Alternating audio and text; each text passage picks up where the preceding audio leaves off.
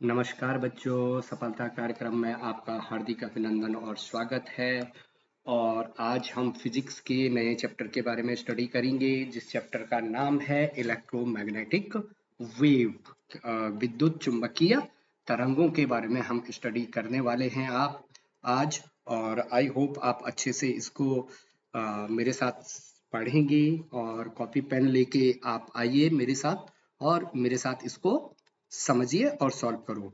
तो electromagnetic wave मतलब विद्युत चुंबकीय तरंगे, विद्युत चुंबकीय तरंगे। ओके बच्चा, इलेक्ट्रोमैग्नेटिक वेव है ना।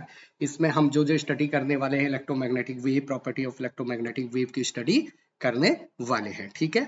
तो इलेक्ट्रोमैग्नेटिक वेव को समझने से पहले बच्चों हमने अभी तक जो पढ़ा है कि ध्यान देना जरा कि जब charge when charge is in rest position, charge जब रेस्ट पोजीशन में होता है, जो आवेश है वो अगर रेस्ट पोजीशन में होता है तो उसके चारों ओर क्या जनरेट होता है? Electric field.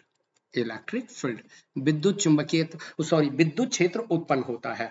और अगर चार्ज, वही charge when charge motion with uniform speed, uniform velocity से, यूनिफॉर्म वेलोसिटी से मोशन करता है तो अपने चारों ओर मैग्नेटिक फील्ड जनरेट करता है।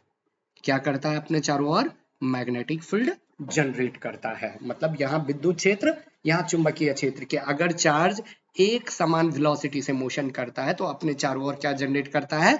मैग्नेटिक फील्ड जनरेट करता है, ठीक है। तो बायो सेवर्ट लॉ से हमने निकाला था कितना मैग्नेटिक फील्ड होता है। और अगर अगर वही चार्ज एक्सेलरेट हो जाए, अगर आपका आवेश एक्सेलरेशन हो जाए, आवेश एक्सेलरेट हो जाए तो एक्सेलरेशन के कारण अपने चारों ओर क्या जनरेट करता बच्चा? इलेक्ट्रोमैग्नेटिक वेव जनरेट करता है। इलेक्ट्रोमैग्नेटिक वेव जनरेट करता है। इलेक्ट्रोमैग्नेटिक वेव क्या करता है बच्चा? जनरेट करता है। अगर चार्ज क्या हो गया? त्वरित हो जाए, एक्सेलरेट हो जाए तो वो अपने चारों ओर क्या जनरेट करता है?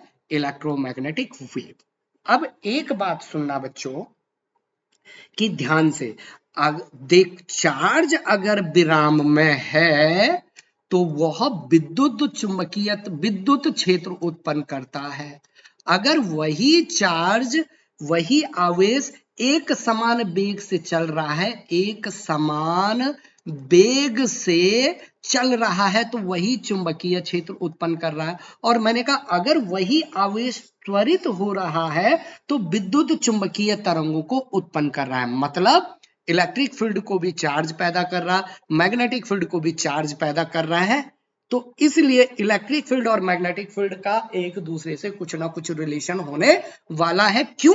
क्योंकि दोनों को ही चार्ज पैदा कर रहा है। तो वही चार्ज अगर एक्सेलरेट होता है तो वो इलेक्ट्रोमैग्नेटिक वेव को जनरेट करता है। और इस इलेक्ट्रोमैग्नेटिक वेव में क्या होने वाला है बच्चों कि इलेक्ट्रिक सॉरी इस इलेक्ट्रोमैग्नेटिक वेव में इलेक्ट्रिक फील्ड भी होने वाला है और मैग्नेटिक फील्ड भी होने वाला है। तो इसलिए इलेक्ट्रोमैग्नेटिक में इलेक्ट्रिक फील्ड भी होगा और मैग्नेटिक फील्ड भी होगा। और आगे हम देखते हैं कि कैसे होने वाला है। तो आई होप आपको इतनी बात समझ में आई होगी कि अगर चार्ज रेस्ट में है तो इलेक्ट्रिक फील्ड पैदा करता है, अगर चार्ज मोशन में है तो मैग्नेटिक फील्ड पैदा करता है यूनिफॉर्म मोशन में, अगर चार्ज एक्सेलरेट हो गया तो इलेक्ट्रोमैग्नेटिक वेव जनरेट करेगा। अब क्या है वो आगे।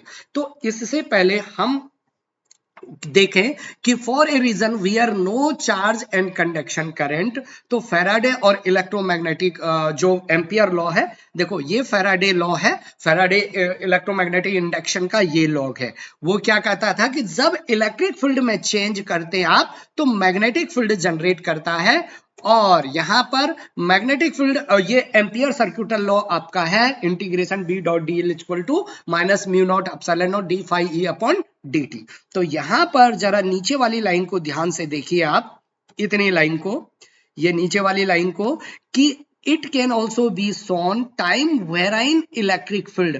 जब इलेक्ट्रिक फील्ड में समय के साथ चेंज करते हम तो वो मैग्नेटिक फील्ड जनरेट करता है, time varying magnetic field generate करता है।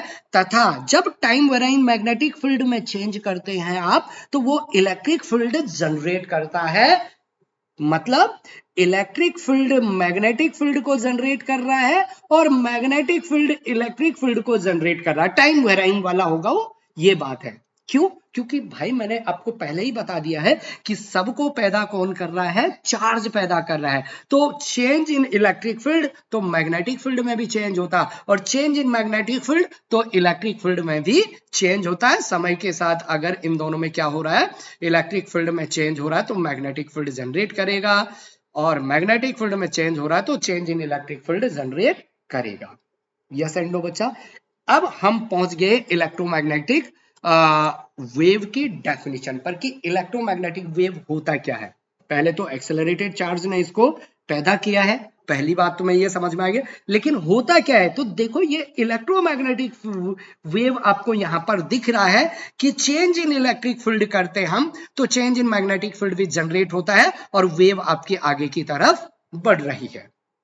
यहां पर देखिए आप कि electromagnetic wave is a wave in which electric field and magnetic field are perpendicular to each other। देखो यहां y डायरेक्शन में जो है वो इलेक्ट्रिक फील्ड चेंज हो रहा है। y डायरेक्शन में कौन सा चेंज हो रहा है बच्चा, देखो ये E है ना, E ऊपर की और नीचे, y डायरेक्शन में इलेक्ट्रिक फील्ड चेंज हो रहा है, और z डायरेक्शन में जो बाहर की तरफ है, z डायरेक्शन में आपका मैग्नेटिक फील्ड चेंज हो रहा है, और वेव आपकी कहां जा रही है, x डायरेक्शन में। वेव आपकी कहां की तरफ जा रही है, एक्स डायरेक्शन में। तो यहां पर एक बार अच्छे से समझिए कि क्या होने वाला है। Electromagnetic wave is a wave in which electric field and magnetic field are perpendicular to each other and also perpendicular to the direction of propagation of wave। ये दोनों के दोनों आपस में तो परपेंडिकुलर हैं ही, लेकिन जिस डायरेक्शन में वेव जारी है उस डायरेक्शन के भी परपेंडिकुलर है। जैसे एक्स डायरेक्शन में आपकी वेव जारी है और इलेक्ट्रिक फील्ड किस डायरेक्शन में है, y डायरेक्शन में है, और मैग्नेटिक फील्ड आपका किस डायरेक्शन में है, z डायरेक्शन में है। तो देखो ये आपस में एक दूसरे तीसरे से क्या है, 90 डिग्री 90 डिग्री 90 डिग्री, तो मतलब हर एक दूसरे से परपेंडिकुलर है। तो अगर आपका इलेक्ट्रिक फील्ड y डायरेक्शन में है तो मैग्नेटिक फील्ड आपका किस में, z डायरेक्शन में, और वेव आपकी कहां की तरफ जा रही है, x डायरेक्शन में जा रही है। एकदम क्लियर। तो यही डेफिनेशन इलेक्ट्रोमैग्नेटिक वेव की होती है कि electromagnetic wave is a wave in which electric field and magnetic field are perpendicular to each other. Yes and no बच्चा, perpendicular to each other and also perpendicular to wave propagation. Okay, जिस direction में wave जारी है उसके perpendicular भी होता है। तो ये डेफिनेशन आपकी इलेक्ट्रोमैग्नेटिक वेव की हो गई है। देखो यहां पर y डायरेक्शन में इलेक्ट्रिक फील्ड कंटिन्यूअसली चेंज हो रहा है, z डायरेक्शन में मैग्नेटिक फील्ड कंटिन्यूअसली चेंज हो रहा हो क्या रहा होगा, change in electric field magnetic field को जनरेट कर रहा है, change in magnetic field electric field को जनरेट कर रहा है, और वेव आपकी उसके प्रोपगेशन आगे बढ़ रही है। ठीक है, ये बात होगी। अब इलेक्ट्रोमैग्नेटिक वेव स्पेक्ट्रम कितना बड़ा होता है ये मैं आपको थोड़ी से बता देता हूं कि इलेक्ट्रोमैग्नेटिक वेव स्पेक्ट्रम आप देख सकते हैं कि इट्स जैसे आपका एक्स रे है वो भी इलेक्ट्रोमैग्नेटिक वेव है, आपका गामा रे है वो भी इलेक्ट्रोमैग्नेटिक वेव है, आपका इंफ्रारेड है वो भी क्या है बच्चा, इलेक्ट्रोमैग्नेटिक वेव है। तो इलेक्ट्रोमैग्नेटिक वेव एक काफी बड़ा स्पेक्ट्रम होने वाला है। देखो यहां पर इलेक्ट्रोमैग्नेटिक वेव स्पेक्ट्रम जिसमें गामा रेज भी होगी, एक्स रेज भी होगी, है ना, gamma ray, X ray, ultra violet, visible. तो देखो ये, और केवल हमारी आंखों को क्या दिखता है, केवल ये बीच का पार्ट हमारी आंखों को दिखता है, विजिबल वाला। देखो यहाँ पर यूवी और इंफ्रारेड के बीच में जो है विजिबल रे, हमारी आंखें केवल इन्हीं को देखने में सक्षम है, लेकिन ये सारा का सारा स्पेक्ट्रम किसका है, इलेक्ट्रोमैग्नेटिक वेव का है। सारे का सारा स्पेक्ट्रम किसका है बच्चा, इलेक्ट्रोमैग्नेटिक वेव का है। तो आगे हम इलेक्ट्रोमैग्नेटिक वेव की क्या पढ़ते हैं, प्रॉपर्टीज पढ़ते हैं। तो इलेक्ट्रोमैग्नेटिक वेव का स्पेक्ट्रम आपका मैं थोड़ी से बता देता हूं कि इलेक्ट्रोमैग्नेटिक वेव आपका क्या है। देखो यहां पर ये विग बियोर है, विजिबल रे, जो हमको दिख रहा है, विजिबल वेव या रे जो भी बोले आप, वेव। उसके बाद इंफ्रारेड, ओके बच्चा, यहां क्या होगा, अल्ट्रा वायलेट, इंफ्रारेड, यहां microwave, okay, yes and no बच्चा, माइक्रोवेव, और यहां क्या है, रेडियो वेव। अच्छा, इधर अल्ट्रा वायलेट, ओके बच्चा, एक्सरे, और उसके बाद गामा रे। जब आप लेफ्ट से राइट में जाते हैं तो एनर्जी बढ़ती है, मतलब फ्रीक्वेंसी बढ़ती है, जिस कारण E इक्वल टू क्या होता है, H इंटू न्यू। केमिस्ट्री में पढ़ा होगा, न्यू क्या है, फ्रीक्वेंसी, H क्या है, प्लैंक कांस्टेंट, तो ये बढ़ती जाती है। गामा रे की एनर्जी सबसे ज्यादा और रेडियो वेव की एनर्जी सबसे कम। लेकिन तुम जानते हैं E equal to H nu, nu frequency है, तो न्यू को क्या लिख सकता हूं मैं, C अपॉन लैम्डा। तो E is inversely proportional to wavelength. तो E का जिसकी एनर्जी सबसे ज्यादा उसका वेवलेंथ सबसे कम। तो गामा रे की वेवलेंथ सबसे कम है, जबकि रेडियो वेव की वेवलेंथ सबसे बड़ी होगी। Yes and no. तो ये सारे, ये जो ये स्पेक्ट्रम है, इनके ये है इलेक्ट्रोमैग्नेटिक वेव। इसी इलेक्ट्रोमैग्नेटिक वेव की मैं यहां पर क्या कर रहा हूं बच्चा, चर्चा कर रहा हूं। ठीक है, यहीं पर मैं चर्चा कर रहा हूं कि इलेक्ट्रोमैग्नेटिक वेव क्या होता है। इलेक्ट्रिक फील्ड और मैग्नेटिक फील्ड वेक्टर आपस में परपेंडिकुलर होते हैं, और दोनों भी वेव प्रोपिगेशन डायरेक्शन के परपेंडिकुलर भी होते हैं। तो दैट्स वो है। अब इनकी प्रॉपर्टीज हमें पढ़नी है कि इलेक्ट्रोमैग्नेटिक वेव की प्रॉपर्टी क्या होती है। नंबर यहां पर अब मैं उसको इस तरीके से बनाने वाला हूं, सिंपल सा। ऊपर इलेक्ट्रिक फील्ड और जेड एक्स में आपका मैग्नेटिक फील्ड है। देखो ये जेड एक्स में आपका क्या है, मैग्नेटिक फील्ड है। Maximum value of electric field का E naught, maximum value of magnetic field का क्या होगा, बी नॉट होगा। और वेव कहां जा रही है, एक्स डायरेक्शन में जा रही है। ठीक है बच्चा, सबसे पहले वो जो वही चीज डेफिनेशन वाली कि variation of both electric and magnetic field simultaneously, मतलब कि जब इलेक्ट्रिक फील्ड मैक्सिमम होता है उसी टाइम मैग्नेटिक फील्ड भी मैक्सिमम होगा। मतलब ई नॉट जब मैक्सिमम होगा उसी टाइम बी मैक्सिमम होता, इसको बोलते हैं सेम फेज पर। क्या दोनों किस पर है बच्चा, सेम फेज पर है। दोनों किस पर है, सेम फेज पर है, इसको बोलते हैं सेम फेज। कि मैक्सिमा और मिनिमा दोनों सेम टाइम पर अचीव करते हैं। कि जब इलेक्ट्रिक फील्ड मैक्सिमम है तभी मैग्नेटिक फील्ड भी मैक्सिमम है। आप पीछे वाले में चित्र में देख सकते हो कि जब आपका ये मैक्सिमम हो रहा है, देखो जब आपका ये मैक्सिमम हो रहा है उसी टाइम आपका रेड कलर का भी क्या हो रहा होगा बच्चा, मैक्सिमम हो रहा होगा। ठीक है, ये बात पहले वाला पॉइंट आपका बता रहा है। ठीक है बच्चा, एकदम क्लियर है ये बात। ओके, आगे हम बढ़ते हैं। सेकंड पॉइंट कि the direction of electric field and magnetic field क्या होगा, magnetic field are mutually perpendicular to each other, और दोनों इलेक्ट्रिक फील्ड के दोनों क्या है बच्चा, दोनों वे प्रोपेगेशन के भी परपेंडिकुलर है। तो इसको मैं ऐसे लिख सकता था, electric field is perpendicular to magnetic field and electric field is perpendicular to propagation of wave। मतलब वेव किस डायरेक्शन में जा रही है, एक्स डायरेक्शन में।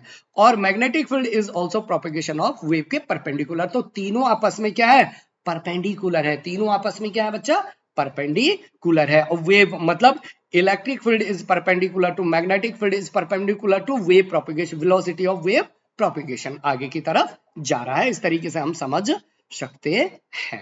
ठीक है, तो the direction of electric field and magnetic field are mutually perpendicular to each other and as well as to the direction of propagation. ठीक है, नेक्स्ट बड़ा इंपॉर्टेंट है कि बच्चा जो E का मैग्नीट्यूड आएगा डिवाइडेड बाय B का मैग्नीट्यूड आएगा। मतलब इलेक्ट्रिक फील्ड की जो मैक्सिमम वैल्यू है और मैग्नेटिक फील्ड की जो मैक्सिमम वैल्यू है, उन दोनों का रेशियो बच्चा आता है स्पीड ऑफ लाइट।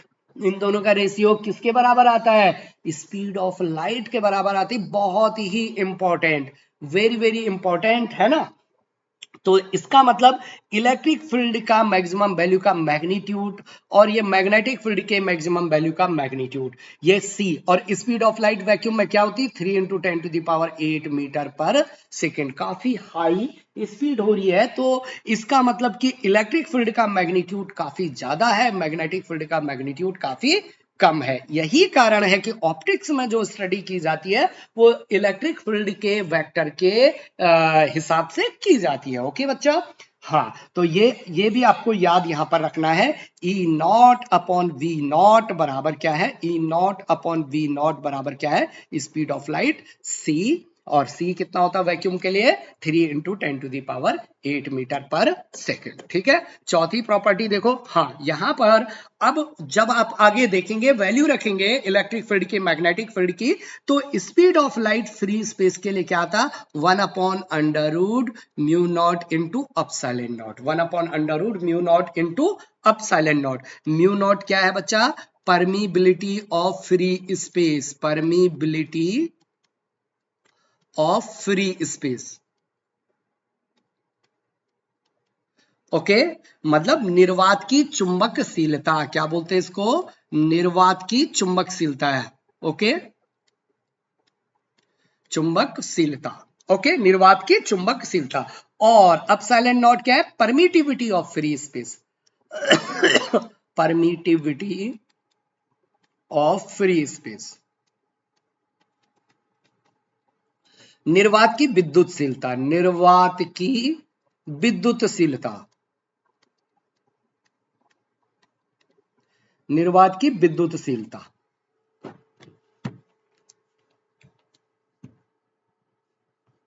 निर्वात की विद्युतशीलता, परमिटिविटी ऑफ फ्री स्पेस, और permeability of free space mu naught, और permittivity of free space, permittivity of free space निर्वात की चुंबकशीलता। ठीक है, अच्छा यहां पर एक चीज मैं ध्यान बता देता हूं, अगर कहीं पर आपको एप्सिलॉन नॉट दिखे तो इसका मतलब कि वहां पर इलेक्ट्रिक फील्ड से रिलेटेड कुछ बातें हो रही है, और म्यू नॉट दिखे तो मैग्नेटिक फील्ड से रिलेटेड बातें हो रही हैं, या वहां पर मैग्नेटिक फील्ड का कुछ ना कुछ अस्तित्व है। तो इसलिए स्पीड ऑफ लाइट में इलेक्ट्रिक फील्ड भी है और मैग्नेटिक फील्ड भी है, मतलब इलेक्ट्रोमैग्नेटिक वेव जो है उसके अंदर इलेक्ट्रिक फील्ड भी है और मैग्नेटिक फील्ड भी है।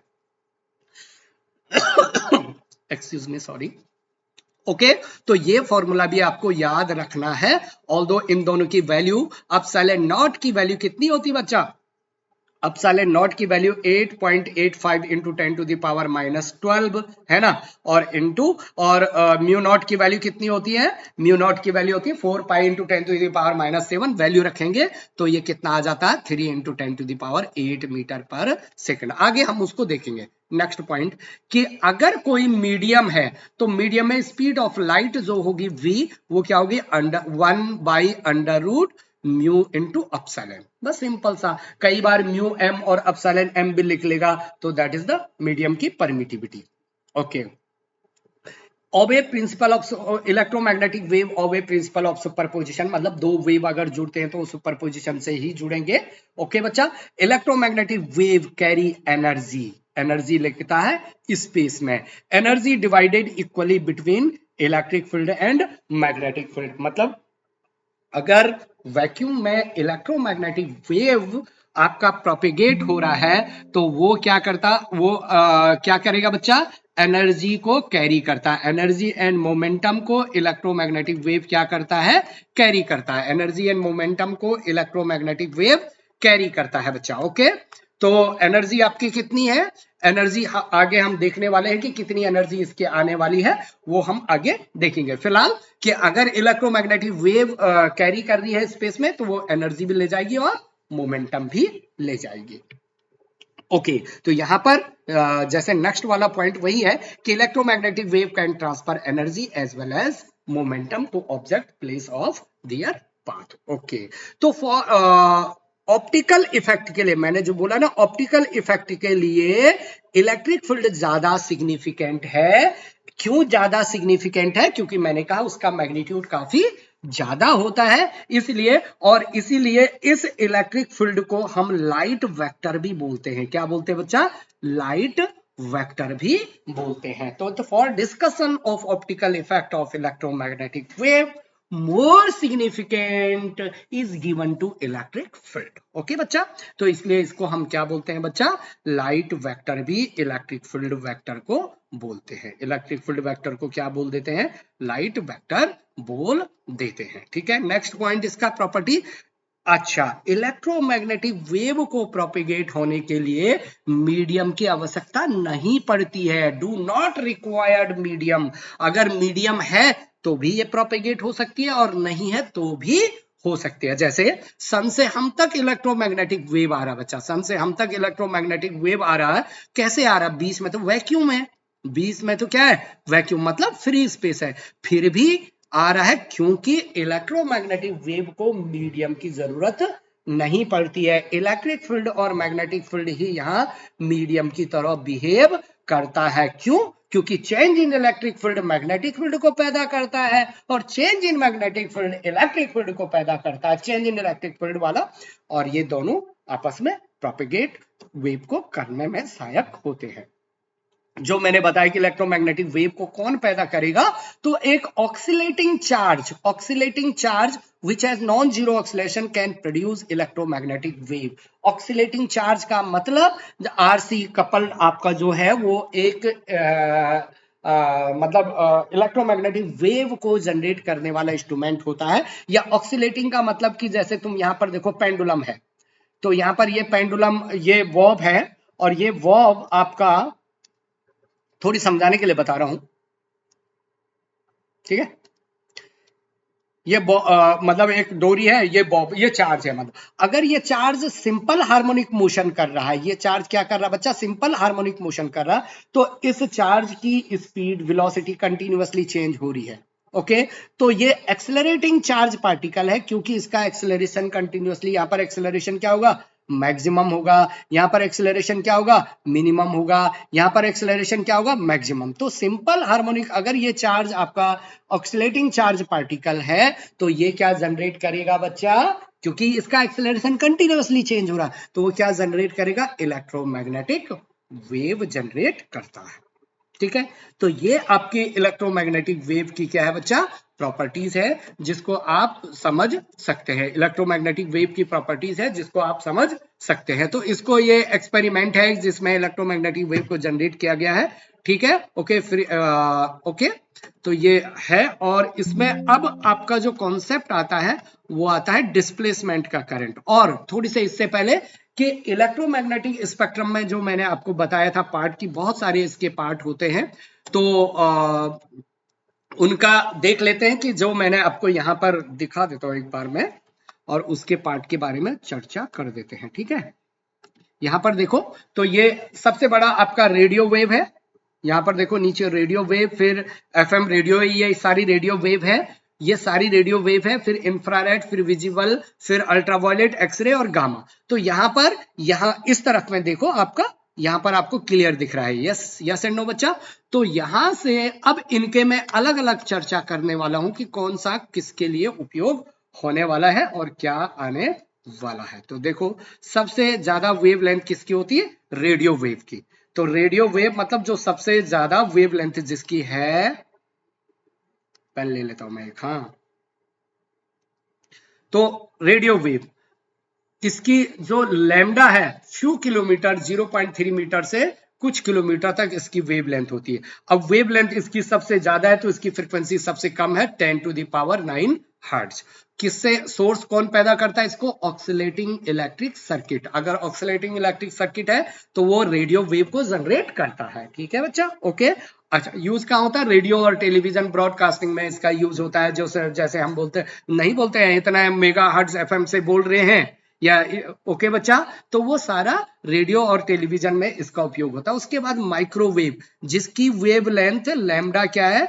0.3 मीटर से 10⁻³ मीटर तक है, और इसका फ्रीक्वेंसी 10⁹ हर्ट्ज से 3 × 10⁻11 हर्ट्ज। और ये भी ऑक्सीलेटिंग इलेक्ट्रॉनिक सर्किट से पैदा कर सकते हैं। और जैसे रडार वाली जो प्रोसेस है, रडार में यूज करते हैं analysis of fine detail of atomic and molecular structure, या माइक्रोवेव ओवन जिसमें हम गर्म करते हैं खाना को, तो यहाँ पर ये माइक्रोवेव इलेक्ट्रोमैग्नेटिक वेव का हम यूज करते हैं। ठीक है बच्चा, ओके। उसके बाद इंफ्रारेड वेव, इंफ्रारेड वेव की जो वेव लेंथ है 10⁻³ मीटर से 10⁻⁷ मीटर ऑर्डर का होता है। फ्रीक्वेंसी देखिए, देखो काफी ब्रॉड रेंज है 10 टू द पावर 11 हर्ट्ज से लगभग 10 to the power 14 hertz, 3 into 10 to the power 11 hertz से 4 into 10 to the power 14 hertz. और किससे पैदा होता है? मॉलिक्यूल एंड हॉट बॉडी से ये पैदा होता है। ठीक है, सोर्स मॉलिक्यूल और हॉट बॉडी से पैदा होता है। बहुत सारी चीजों में यूज होता है बच्चा, इंडस्ट्री में यूज होता है, मेडिसिन में यूज होता है, एस्ट्रोनॉमी में यूज होता है, नाइट विजन डिवाइस में यूज होता है, ग्रीन हाउस रिवीलिंग में, या कुछ जो सीक्रेट लिखा है उस राइटिंग को पहचाने में, इंसिडेंट वॉल को एक्सेट्रा। अरे इंफ्रारेड वेव, इलेक्ट्रोमैग्नेटिक वेव जो है उसका बहुत ज्यादा उपयोग हो सकता है या करते हैं। ठीक है बच्चा, ओके। लाइट और विजिबल वे, बिना इसके तो हम दुनिया, इतनी खूबसूरत दुनिया को देख ही नहीं सकते बच्चा, है ना बच्चा। तो that's 7.8 into 10 to the power minus 7 metre से 3.8 into 10 to the power minus 7 metre, मतलब ये मोटा मोटा कि 3800 एंगस्ट्रॉम से 3800 एंगस्ट्रॉम से और 7800 एंगस्ट्रॉम, मतलब 8000 भी लिख सकते हैं आप मोटा मोटा इसको। 7800 एंगस्ट्रॉम का जो वेव लेंथ है वो किसका है बच्चा? विजिबल वेव का, जिसके कारण हम इस खूबसूरत सी दुनिया को देख पा रहे हैं बच्चा, है ना। तो इसकी फ्रीक्वेंसी क्या है? 4 into 10 to the power 14 hertz से 8 into 10 to the power 14 hertz. और इसको पैदा कौन करता है भाई? एटम और मॉलिक्यूल ऑफ इलेक्ट्रॉन जब एक्साइटेड स्टेट में जाते हैं तभी तो अलग अलग कलर दिखते हैं हमें, अलग अलग स्पेक्ट्रम होता है अलग अलग एटम और मॉलिक्यूल का। तो दैट इज, इसीलिए हम इसको मतलब फिंगरप्रिंट भी बोलते हैं, मतलब एटम और मॉलिक्यूल को इसी तरीके से पहचाना जाता है कि वो अलग अलग स्पेक्ट्रम, अलग अलग कलर के स्पेक्ट्रम देखते हैं, देते हैं, तो हम पहचान लेते हैं। तो ऑप्टिक्स एंड ऑप्टिकल इंस्ट्रूमेंट में इसका उपयोग करते हैं, विजन फोटोग्राफी में उपयोग करते हैं, और इतनी खूबसूरत दुनिया इस लाइट और विजिबल स्पेक्ट्रम से ही हम देख पा रहे हैं। ठीक है, उसके बाद क्या आएगा? Ultra violet. अल्ट्रा वायलेट की wavelength 10 to the power minus 7 से 10 to the power minus 10 metre, frequency 10 to the power 14 hertz से 10 to the power 17 hertz order की होती है। एटम और मॉलिक्यूल, इलेक्ट्रिक डिस्चार्ज और सन में ये जनरेट होती है। मेडिकल एप्लीकेशन में इसका उपयोग होता है, बैक्टीरिया को मारने में इसका उपयोग होता है, जंक फूड को मारने में इसका उपयोग होता है, एंड फिंगरप्रिंट एक्सेट्रा में इसका उपयोग किया जाता है अल्ट्रा वायलेट रेज का। एक्सरे, एक्सरे की वेवलेंथ कितनी है बच्चा? 10 to the power minus 9 metre से 10 to the power minus 12 metre order की होती है।